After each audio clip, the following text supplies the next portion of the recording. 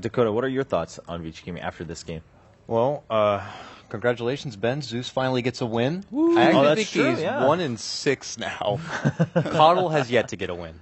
So That's the Maybe next we've one. seen so many gyrocopter picks because of the new Immortal. this is true. What about Oh. Night Stalker? What's his score? Has he won? I want to say yes. I want to say yes as well. I think I casted a game where he I've seen did Tool win. Lessons.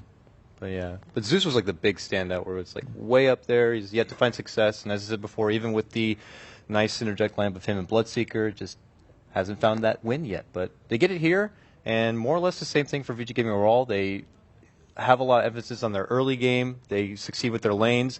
Hao's able to get a quick Orchid, which forces the Ember to try to go for a Manta, which is not your comfort grab for an Ember.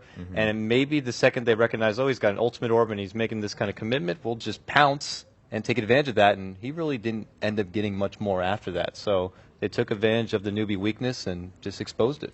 VG Gaming to me is a little discombobulated, I would say, just because if you watch most of Newbie's games prior, it's pretty similar to what they draft almost every single game, and their playstyle is generally very similar. However, they adapted to it in game number 2 and not in game number 1. If it were a team like EG, let's say, I think they would have already done their homework beforehand. They would have already been prepared for all the picks, and they would have stopped that sort of strategy right in its tracks. And the fact that they dropped the first game, even though it wasn't anything special from Newbie, is very worrisome for me. Although I think it does bode well for Vici in future best of threes.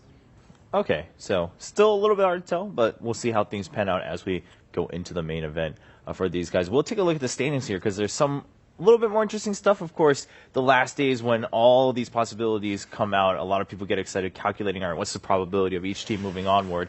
And for Group B, things are still a little bit up in the air. I hate when it gets to this because then you have a team that's like, well, we're hoping that they draw and they get a win. If they blow their nose over there, we might be able to etch into that tight 4 spot. Yeah, this is where it really gets mad. So how many teams have 7 games played? It looks like only Vici. Yeah, so Vici is done, and we still have quite a few games left. Now, the important thing here is, I believe if MVP Hot 6, yeah, if they win all of their games and a couple other situations happen, like you said, maybe they blow their nose or something like that, Hot 6 still has a chance to contest for that 4th seed in Group B. So even though they only have 1 point, if they get right, that is if they get, unlikely. it is very unlikely, right? They have to play. They have to play what Newbie and Empire. They have to win all 4 games. Yes. Hope eHome loses their games. Newbie draws with Vici, which did happen. So That's good. That's and then we'll have 4 teams tied at 7 for tiebreakers. So they still would have to battle through a tiebreaker. So it's still possible.